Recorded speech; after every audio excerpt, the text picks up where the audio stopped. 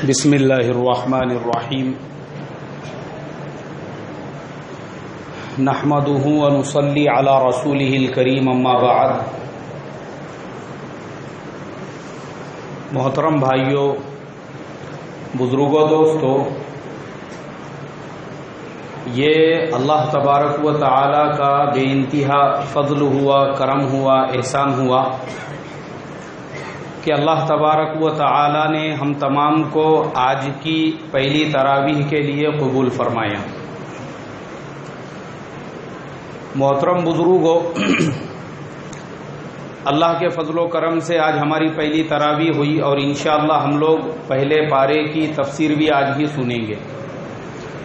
اس سال میں نے یہ طے کیا ہوں کہ روزانہ صرف ایک پارے کی تفسیر بیان ہوگی۔ جس دن جو تراویح رہیں گی، یعنی پہلے دن پہلی تفسیر پہلے پارے کی، دوسرے دن دوسرے پارے کی، تیسرے دن تیسرے پارے کی، تو اس طریقے سے جو 30 پارے ہیں وہ 30 پارے ہمارے مکمل ہوں گے۔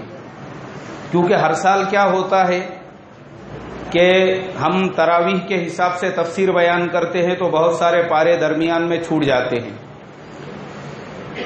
محترم بزرگوں، تفسیر قرآن کی بیان کرنے کی ضرورت کیوں ہے اور قرآن کو سمجھنا کیوں ضروری ہے؟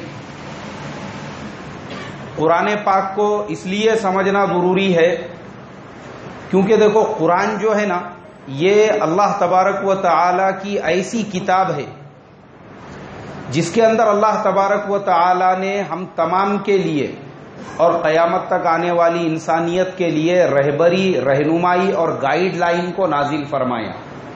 ایک انسان نے دنیا میں کیسے جینا چاہیے، کیسے زندگی گزارنا چاہیے، اور ہر لائن کا علم آپ کو قرآن پاک کے اندر ملے گا۔ اگر آپ قرآن پاک کے ذریعے سے ہدایت حاصل کرنا چاہتے ہیں تو فرمایا کہ ھدی للناس، قرآن پاک آپ کے لیے سراپا ہدایت ہے۔ ہدایت ہی ہدایت قرآن پاک کے اندر بھرا ہوا ہے۔ اگر آپ قرآن پاک کے ذریعے سے تجارت کے مسائل سیکھنا چاہتے ہیں تو قرآن آپ کی اس میں بھی رہبری کرے گا۔ اگر آپ ایک سیاسی نظام قائم کرنا چاہتے ہیں تو قرآن اس میں بھی آپ کی رہبری کرے گا۔ اگر آپ علوم اور فنون اور ادب سیکھنا چاہتے ہیں تو قرآن اس میں بھی آپ کی رہبری کرے گا۔ غرض یہ ہے کہ قرآن ایک ایسا شاہکار ہے جو قیامت تک آنے والی انسانیت کے لیے رہبری ہے، رہنمائی ہے، اور یہ قرآن ایک معجزہ ہے۔ اللہ کے نبی کو اللہ نے جتنے معجزے دیے تھے ان میں سب سے بڑا جو معجزہ ہے وہ ہے قرآن پاک۔ کیوں ہے قرآن پاک معجزہ؟ اس لیے کہ قرآن پاک میں قرآن نے خود ہزاروں مرتبہ چیلنج کیا کہ تم اگر چاہو تو قرآن کی ایک سورت کے جیسی سورت بنا دو، لیکن کوئی قرآن کے جیسی سورت دنیا میں نہیں بنا سکا۔ 10 آیتیں بنا دو، 10 آیتیں نہیں بنا سکا۔ کہا کہ ایک جملہ، وہ ایک جملہ بھی کوئی نہیں بنا سکا۔ اور یہ قرآن ایسا شاہکار ہے، دنیا میں آج تک جتنے مذہب آئے اور جتنے مذہب کی جو مذہبی کتابیں تھیں ان کتابوں میں اتنا خلط ملط ہو چکا ہے، وہ کتابیں آج اپنی اوریجنل شکل میں ہمارے درمیان موجود نہیں ہیں۔ جو 4 کتابیں ہم لوگ سنتے ہیں کہ بھائی اللہ تبارک و تعالی نے 4 کتابیں نازل فرمائی تھی، تورات، انجیل اور زبور اور قرآن پاک، یہ 4 آسمانی کتابیں ہیں۔ لیکن یہ 4 آسمانی کتابوں میں اگر آپ دیکھیں گے تو صرف قرآن اپنی صحیح حالت میں موجود ہے۔ جیسے اگر آپ دیکھیں گے کہ تورات اور زبور یہ دونوں عبرانی زبان میں نازل ہوئے تھے۔ عبرانی زبان کون سی ہے؟ اسے آج کے زمانے میں کیا کہتے ہیں؟ اسے ہبرو کہتے ہیں آج کے زمانے میں۔ یہ یہودیوں کی زبان ہے جو پوری دنیا میں صرف اسرائیل ایک ایسا واحد ملک ہے جہاں کی یہ نیشنل لینگویج ہے، جہاں کی گورنمنٹ کی یہ زبان ہے۔ ہبرو جو زبان ہے صرف وہاں بولی جاتی ہے، اس کے علاوہ کہیں نہیں بولی جاتی۔ اور آپ کو معلوم ہونا چاہیے یہ ایسی زبان ہے، یہ زبان ختم ہو گئی تھی دنیا سے۔ ایک آدمی پوری دنیا میں خالی باقی رہ گیا تھا جس کو ہبرو زبان آتی تھی، لیکن جب 1942 میں سیکنڈ ورلڈ وار ہوا اور پوری عرب دنیا نے رشیا کا ساتھ دیا، یہودیوں نے اپنے خزانے کے منہ کھول دیے امریکہ انگلینڈ کے لیے، اس وقت میں امریکہ انگلینڈ کی یہ حالت ہو گئی تھی کہ کھانے کو کچھ نہیں تھا۔ اب جب یہودیوں نے اپنے پورے خزانے کھولے تو ایک ایگریمنٹ ہوا، اور وہ ایگریمنٹ یہ تھا کہ اگر امریکہ اور انگلینڈ ان کا جو فرنٹ ہے وہ جیتتا ہے تو یہودیوں سے انہوں نے وعدہ کیا کہ جس ارض مقدس کو دینے کا وعدہ اللہ نے تمہارے ساتھ میں کیا تھا، جو تم کو موسیٰ علیہ السلام کے زمانے میں بھی نہیں ملا، وہ ہم تمہارے کو دیں گے۔ یہودیوں نے کہا اس سے اچھی بات ہمارے لیے کیا ہو سکتی ہے؟ تو یہودیوں نے اپنی پوری دولت امریکہ اور انگلینڈ کے قدموں میں ڈال دی، اور سیکنڈ ورلڈ وار کے اندر ان کو کامیابی ملی، رشیا جو ہے وہ ہار گیا۔ اب ترکی جو تھا یہ مسلمانوں کی خلافت تھی ترکی میں 1300 سال سے، انہوں نے رشیا کا ساتھ دیا۔ امریکہ انگلینڈ جب جیت گئے انہوں نے پورے ترکی کے ٹکڑے ٹکڑے کر دیے، توڑ دیا پورے ترکی کو، نہیں تو پورا ترکی جو ہے خلافت عثمانیہ ابھی بھی باقی تھی، اور توڑ کے یہ سارے مسلم ممالک جو آج ہم کو نظر آتے ہیں یہ سب الگ الگ کر دیے۔ ان کو تو کیا ہی کیا، زبردستی اسرائیل کو جرمنی سے، یوروپ سے، امریکہ سے، پوری دنیا سے اٹھا کے اسرائیل میں لا کے آباد کر دیا یہودیوں کو، اور ایک نئے ملک کی انہوں نے بنیاد رکھ دی۔ تو ایک آدمی صرف باقی تھا، اسرائیل جب نیا ملک بنا وہاں کی گورنمنٹ نے اس آدمی کو بلا کر اس ایک انسان کے ذریعے سے دوبارہ وہ مری ہوئی جو زبان تھی ہبرو اس کو زندہ کیا، ختم ہو گئی تھی وہ زبان۔ اور اس کے بعد میں انجیل جو نازل ہوئی ہے جسے ہم لوگ بائبل کہتے ہیں، یہ لیٹن لینگویج کے اندر، ابھی لیٹن پوری دنیا میں کہیں پر نہیں بولی جاتی ہے، اس لیے جو انجیل بھی ہے وہ اپنی اوریجنل شکل میں دنیا میں کہیں پر بھی نہیں ہے۔ جو انجیل تھی وہ حضرت عیسیٰ علیہ السلام کے ساتھ جا چکی ہے۔ پھر یہ کون سی انجیل ہے؟ حضرت عیسیٰ علیہ السلام کے 11 حواری تھے، وہ جو 11 حواری تھے ان 11 حواریوں میں ایک ان کا حواری تھا، اس کا نام میتھیو تھا۔ وہ جو میتھیو تھا اس میتھیو نے اپنے دماغ سے کہ حضرت عیسیٰ علیہ السلام یہ بھی بولتے تھے وہ بھی بولتے تھے یہ بھی فرماتے تھے، اس نے اپنی دل سے ایک بائبل گھڑا، اور وہ بائبل گھڑنے کے بعد میں بھی الگ الگ قومیں دنیا کے اندر آتی گئی، بعض نے اس کو قبول کیا، بعض نے اس کو ریجیکٹ کیا، پھر اس کے اندر بھی لوگوں نے بہت ساری تحریفیں کی، اور وہ تحریفات ہوتے ہوتے آج ہمارے زمانے میں پوری دنیا میں 11 نمونے کی بائبل ہے۔ کتنے نمونے کی بائبل ہے بھائی؟ 11 نمونے کی بائبل دنیا کے اندر موجود ہے۔ اسی لیے یہ تمام زبانیں دنیا سے ختم ہو گئی جن زبانوں میں یہ آسمانی کتابیں نازل ہوئی تھی، لیکن قرآن پاک آج بھی اپنی اصلی شکل میں اور اسی عربی زبان میں موجود ہے جس عربی زبان میں اللہ تبارک و تعالی نے اس کو نازل کیا تھا، اور وہ عربی زبان بھی آج زندہ ہے۔ اور دنیا میں 55 مسلم ممالک ایسے ہیں جہاں کی فرسٹ یا سیکنڈ گورنمنٹ کی جو لینگویج ہے وہ کون سی زبان ہے بھائی؟ بولو، عربی زبان ہے۔ عربی زبان آج بھی زندہ ہے۔ ھذا لسان عربی مبین آگے آنے والا ہے 19ویں پارے کے اندر۔ اللہ تبارک و تعالی نے فرمایا عربی زبان آج بھی زندہ ہے۔ ہندوستان میں بھی ہمارے جو برادران وطن ہیں، ہمارے جو ہندو بھائی ہیں، ان لوگوں کے بھی وید ہے، رگ وید، یجر وید، سامیہ وید، اتھر وید، یہ چاروں جو وید ہے جن کے اوپر ان کے مذہب کی بنیاد رکھی گئی ہے وہ سنسکرت لینگویج میں ہے۔ کون سی زبان میں ہے بھائی؟ لیکن سنسکرت لینگویج سمجھنے والا کوئی بھی نہیں ہے، وہ صرف کتابوں کے اندر ہے، کسی کو بھی نہیں سمجھتی۔ ہمارے یہاں پہ عربی زبان ایک عالم سمجھتا ہے، کوئی بھی عالم رہنے دو، اگر آپ اس سے ترجمہ پوچھو گے وہ آپ کو بتائیں گا کہ بھئی یہ آیت کا ترجمہ یہ ہے، یہ آیت کا ترجمہ یہ ہے۔ لیکن اگر آپ کسی سے بھی جا کر پوچھیں گے، جن لوگوں کو خود وہ جو پڑھنے والے بھی ہے، اگر آپ بولیں گے اس کا مطلب کیا ہے، بولیں گے ہم کو نہیں معلوم ہے، ہم نے خالی رٹا ہوا ہے۔ کیا کیا ہوا ہے بھائی؟ لیکن یہ قرآن پاک کا معجزہ ہے، 1450 سال ہو چکے ہیں، ایک حرف بھی بدلا نہیں۔ اور صحابہ کو اللہ نے جو کامیابی عطا فرمائی تھی وہ صرف قرآن پاک کی بدولت، اس لیے کہ صحابہ اکرام کے زمانے میں آج کی طرح سے قرآن پاک چھپا ہوا نہیں تھا۔ آج تو موبائلوں میں بھی قرآن ہے، کہ ماشاءاللہ آپ کو یہ قرآن لے کر گھومنے کی ضرورت نہیں، آپ کے موبائل میں قرآن ہے، آپ بس میں بیٹھے بیٹھے اس میں کا قرآن پڑھ سکتے، جہاز میں بیٹھے بیٹھے قرآن پڑھ سکتے، ٹرین میں بیٹھے بیٹھے قرآن پاک پڑھ سکتے۔ اللہ نے اتنی آسانی کر دی۔ صحابہ کے زمانے میں قرآن پاک چمڑوں پہ لکھا ہوا ہوتا تھا، چھالوں پہ لکھا ہوا ہوتا تھا، کپڑوں پہ لکھا ہوتا تھا، اور صحابہ اکرام اسی قرآن کو پڑھ پڑھ کر اس سے رہبری رہنمائی حاصل کر کے اس قرآن کو ہدایت کی کتاب سمجھتے تھے، اس پہ عمل کرتے تھے اور قرآن سے رہبری حاصل کرتے تھے۔ اللہ نے قرآن پر عمل کرنے کی وجہ سے صحابہ کو پوری دنیا میں کامیاب کر کے بتایا۔ وہ صحابہ اپنی زندگی میں فرانس تک پہنچ گئے تھے، ایشیا میں پورا اسلام کا جب انہوں نے جھنڈا گاڑ دیا، اس کے بعد افریقہ چلے گئے، پورے افریقہ میں جب اسلام کو انہوں نے سرسبز و شاداب کر دیا، اسپین چلے گئے، یہاں تک کہ صحابہ کے زمانے میں اسلام وہ فرانس کی حدود تک پہنچ چکا تھا۔ اس لیے کہ صحابہ کس پہ عمل کرنے والے تھے؟ قرآن پاک کے اوپر۔ آج ہمارے زمانے میں پوری دنیا میں 250 کروڑ مسلمان ہیں، اس کے بعد میں بھی ذلت و خواری میں ہیں، اس کے بعد بھی پریشان حال ہے، اس کے بعد بھی آپس میں لڑ رہے ہیں۔ اس کے باوجود آج ہمارے سامنے پوری دنیا کے حالات ہے۔ وجہ کیا ہے؟ مسلمانوں نے قرآن کو ہدایت کی کتاب نہیں سمجھا۔ ہمارے یہاں قرآن نمائش کی کتاب ہے، شادی بیاہ ہو رہی ہے، بھاری سے بھاری قرآن لے کر آؤ، اچھے سے اچھے بکس میں ڈالو، اس کو دو، اور لے جانے کے بعد وہ قرآن سالوں تک بند پڑا ہوا ہے۔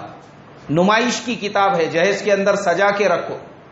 ہم نے قرآن پاک کو لیمبو تعویذ کی کتاب سمجھ لیا، اس لیے ہمارے یہاں پہ قرآن کے نام پر دکانیں کھل گئی ہے، عملیات کرنے والوں کی، جھاڑ پھونک کرنے والوں کی، لیمبو تعویذ بیچنے والوں کی۔ کیوں؟ قرآن کو انہوں نے ہدایت کی کتاب نہیں سمجھا، قرآن کو کائی کی کتاب سمجھا بھائی؟ عملیات کی، لیمبو تعویذ کی کتاب سمجھ لیا۔ اس لیے آج ہمارے زمانے میں ہم مسلمان پریشان حال ہیں۔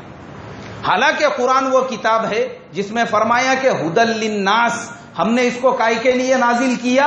تمہاری ہدایت کے واسطے۔ آج بھی اگر مسلمان حضرت شیخ الہند مولانا محمود الحسن گنگوہی رحمت اللہ علیہ مالٹا کی جیل سے جب واپس آئے، بمبئی میں اترنے کے بعد پہلا جملہ انہوں نے یہ کہا کہ میں جتنے بھی دن مالٹا کی جیل میں تھا، میں نے ہندوستان کے مسلمانوں کے ذلت، مسلمانوں کے یہ جو پریشان حالی اور مسلمانوں کے تنزل کے اوپر ریسرچ کیا۔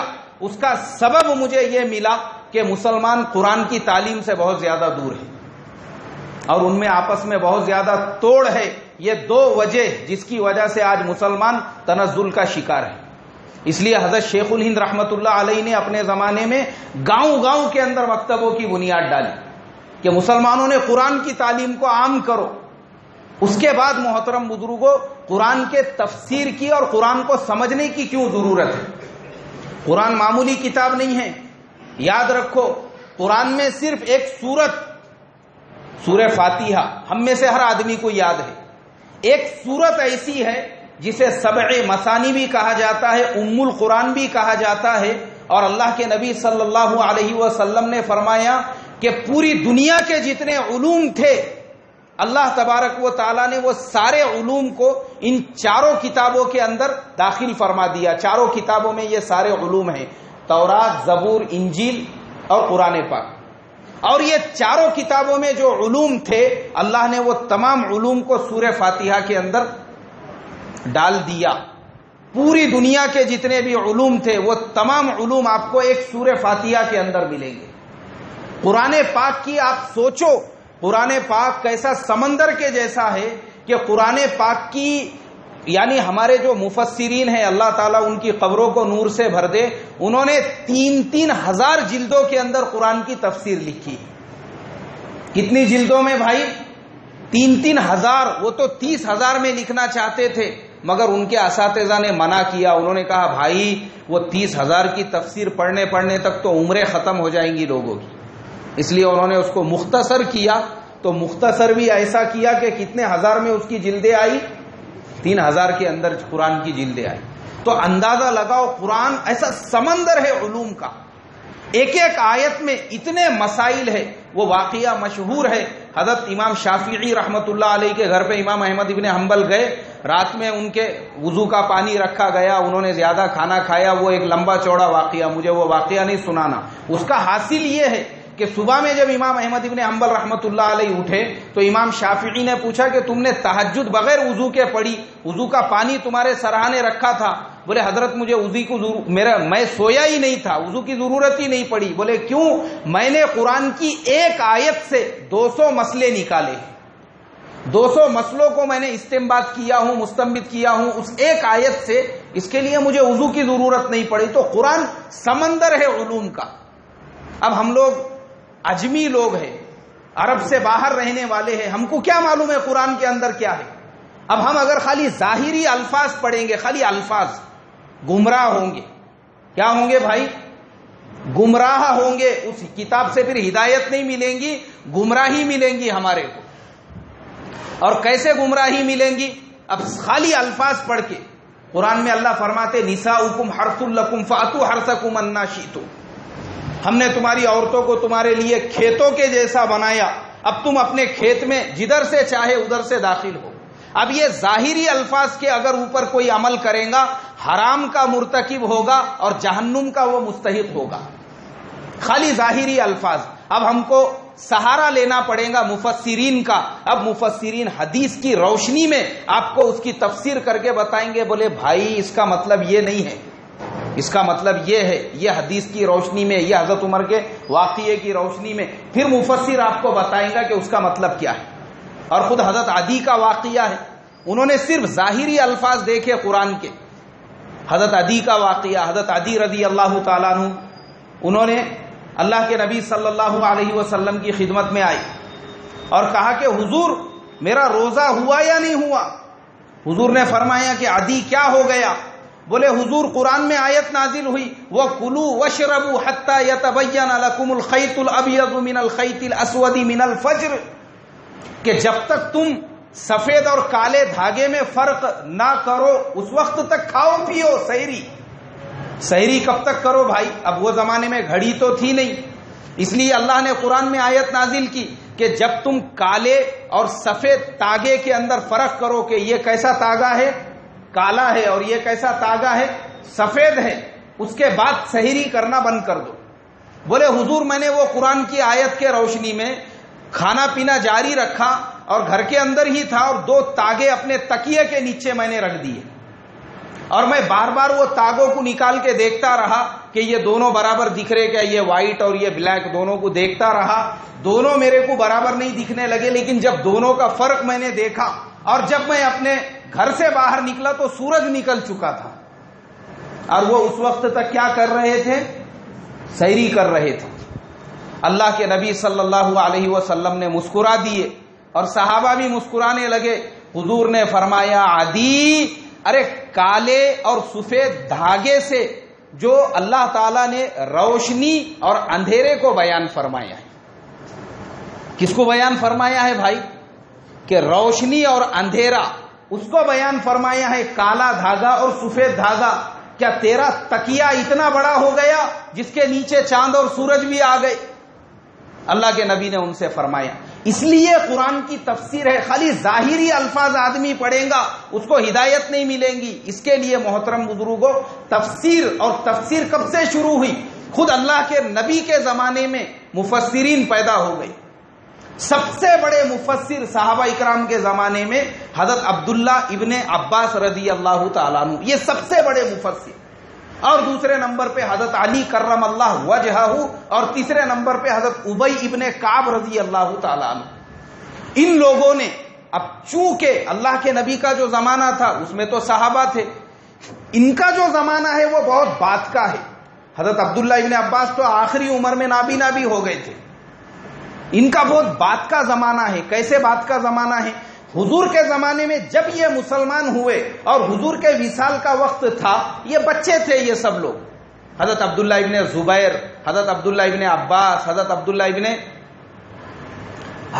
ابن عمر، حضرت عبداللہ ابن مسعود تو وہ بوڑھے بزرگ آدمی تھے، وہ تو اللہ کے نبی کے زمانے میں تیسرے چھٹے مسلمانوں میں ان کا شمار ہوتا ہے. لیکن یہ 4 عبداللہ ایسے ہیں صحابہ میں جنہوں نے حدیث، تفسیر، اس کے علوم کو پوری دنیا کے اندر پھیلانے کا کام کیا اور ان کے شاگرد پوری دنیا میں پھیل گئے.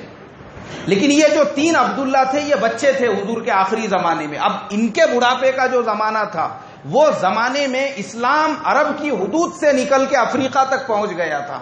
نئے نئے لوگ مسلمان ہو کے آ رہے ہیں الگ الگ علاقوں سے، بصرہ سے، کوفہ سے، ملک شام سے، افریقہ سے.